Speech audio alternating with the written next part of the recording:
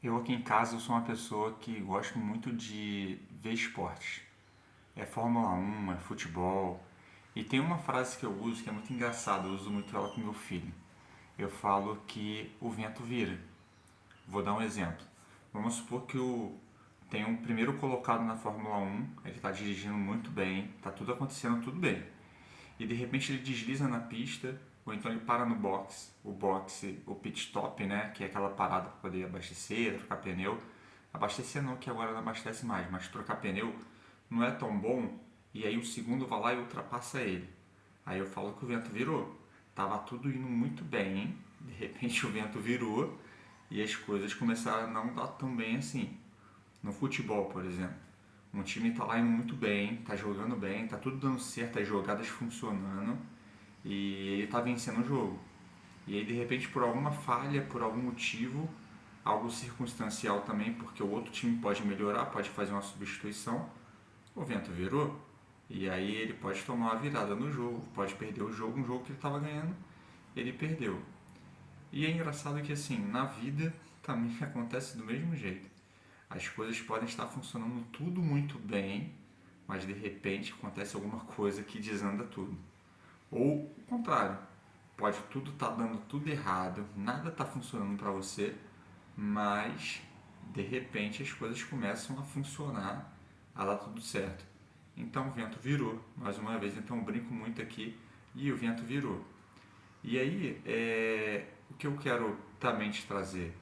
Vamos supor no nosso caso, né? Como a gente já falou, eu trouxe o exemplo de um esporte, mas na nossa vida. Vamos supor que você um dia está numa festa, está curtindo, tá comendo doce pra caramba, um monte de besteira. Nesse dia você estava super bem. Aí no outro dia você acorda super mal, o vento virou, né? Ou talvez um dia você estava super bem, não tinha nada, não tinha nenhum tipo de problema, tua vida estava mil maravilhas e de repente virou. Aí eu quero dizer para você o seguinte: às vezes pode ser circunstancial, pode ser uma consequência. Se de repente numa festa você bebe, você come muito doce, coisas que você não deveria, a consequência no outro dia você sabe do que aconteceu. Mas às vezes realmente pode ser uma circunstância, não foi uma decisão, uma consequência do que você fez, realmente foi uma circunstância da vida. Só que eu quero trazer para você um salmo que está no livro, está no capítulo 107, versículo 28 e 30, que diz assim: Então clamam ao Senhor nas suas tribulações, e ele os livra das suas angústias. Faz cessar a tormenta e acalmam-se as ondas. Então se alegram com a bonança, e ele assim os leva ao porto desejado. Então, mais uma vez.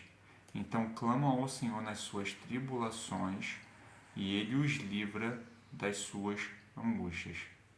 Por que eu quero trazer isso para você? Porque independente de você estar muito bem ou você estar muito mal, a circunstância que você está passando hoje na tua vida, ser boa ou ruim, eu sei que tem alguém que vai estar sempre do teu lado. Esse alguém é Deus. Ele sempre vai estar do teu lado, independente da situação, porque ele mostra que então clama ao Senhor. O que a gente às vezes deixa de fazer é clamar ao Senhor. A gente deixa de pedir uma direção, de pedir uma orientação, de orar e clamar a Ele, porque Ele vai ouvir o teu clamor. Ele sabe o que você está passando, só que Ele precisa ouvir a sua voz. Ele precisa conversar com você. Deus é aquele amigo que ele precisa de intimidade. Se de repente você tem alguém que você conhece, é um conhecido, obviamente um conhecido você não vai ter liberdade e nem vai ter intimidade para poder expor para ele um problema que você esteja passando, para ele poder te ajudar.